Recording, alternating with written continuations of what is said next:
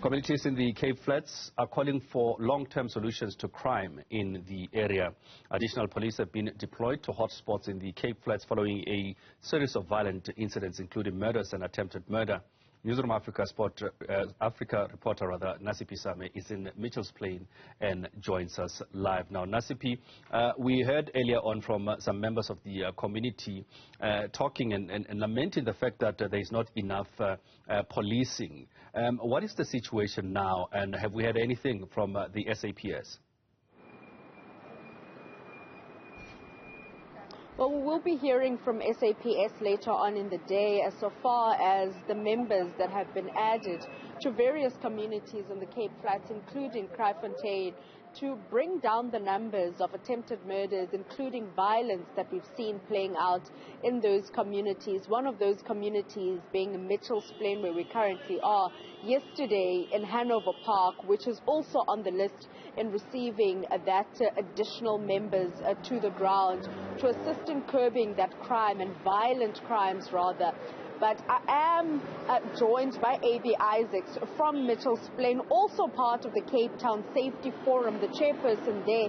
Abie, we were speaking not too long ago with Lynn, where she highlighted the issue of gun violence on the Cape Flats.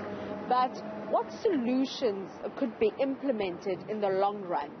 I think first and foremost, we're 60 days just before the elections. Noting the fact that there's a flare-up in terms of gang violence, we are asking the Commander-in-Chief, which is the President of the Republic of South Africa, to unleash the South African Defence Force with immediate effect. Not saying that violence would have an impact in terms of the elections, but just as a precautionary measure. Start deploying and releasing the South African Defence Force as a force multiplier to the other agencies that's already operating. We want to, again, we've acknowledged and we've seen that there is extra boots on the ground called Operation Chanele. So hence we are saying they need to be bolstered with the South African Defence Force to stabilize the particular area.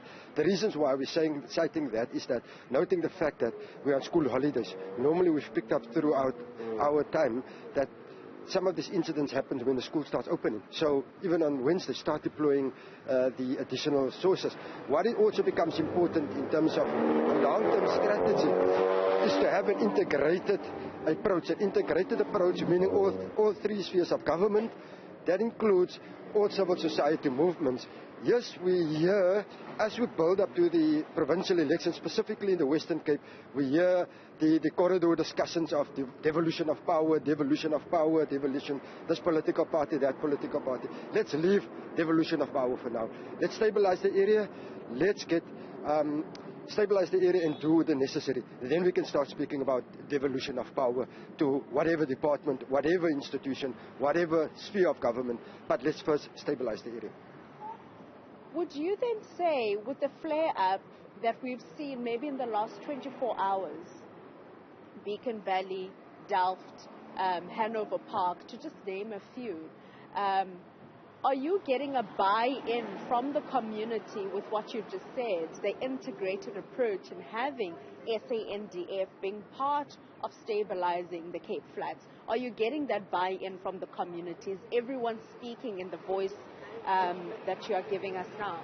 I think that's correct, and I'm currently, and I think, and I can speak on behalf of my colleagues from Joburg, which is in Eldos, Annandale, they're also calling for the urgent deployment. Although there is additional resources, 400 police officers in that particular area, they've also been calling, let's pull in South African Defence Force to stabilize all these areas. I mean, maybe one would say that bringing in the army is a bit of a drastic move. But if you could perhaps maybe paint a picture for us, the reasons behind your calling for, the deployment of SANDF on a daily basis. What are you seeing in Mitchell's Plain or even in the Cape Flats? I think, if memory serves me correct, with Operation Thunder, about a couple of years ago, we had the South African Defence Force as a force multiplier. There was also another operation, I can't get to the name, where there was also the deployment of the South Africans, but as a force multiplier to stabilize the area.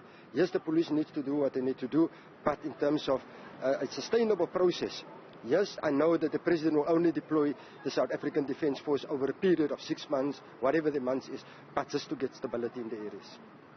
What are you seeing in areas like Beacon Valley? We heard from Lynn not too long ago that gunshots ring on a daily basis.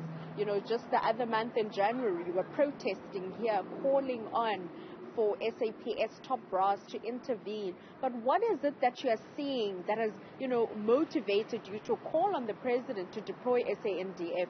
Paint a picture for somebody that doesn't live in Cape Town and doesn't know what is happening here. Yes, I do understand there's two schools of theory in terms of there's some communities that suggest that the South African Defence Force is not trained for the urban areas. We know for a fact, and as I said, through Operation Prosper, that was it is called, through Operation Prosper, the South African Defence Force were deployed, and we could see that during that period there was a level of stability in and around certain areas, specifically where there's gang-infested areas. There was the stability. We're not saying that the South African Defence Force must take over the role of the South African Police Force. We do understand the difference of the mandate, but for now, as a force multiplier, just to get stability in the areas.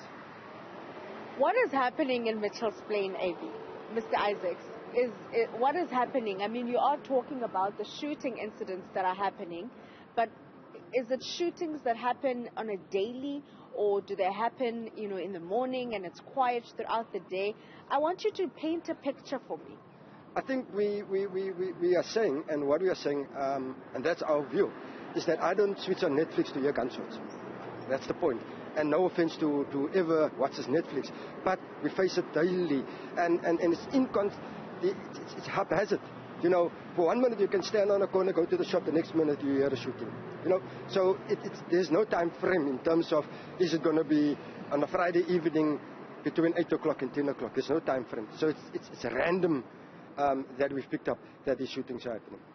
We'll have to leave it there. Mr. Isaacs from Cape Flats Safety Forum, the chairperson there, calling on the President to deploy SANDF in the various communities on the Cape Flats, saying that one might look at it as a drastic call to the President. However, as somebody that is living on the Cape Flats, or rather has a presence this side as a safety organization, they do believe that it is a necessary call, taking into account, as they put it, 60 days ahead of elections, calling on for SANDF to be deployed as a force multiplier and have a more integrated approach, however, allowing SAPS to lead in operations. However, they do want SANDF in these various communities to stabilize what they believe has been an escalation of gang violence and flare-ups, not only in Mitchell's Plain and Beacon Valley, however, in other communities on the Cape Flats, like Hanover Park. However,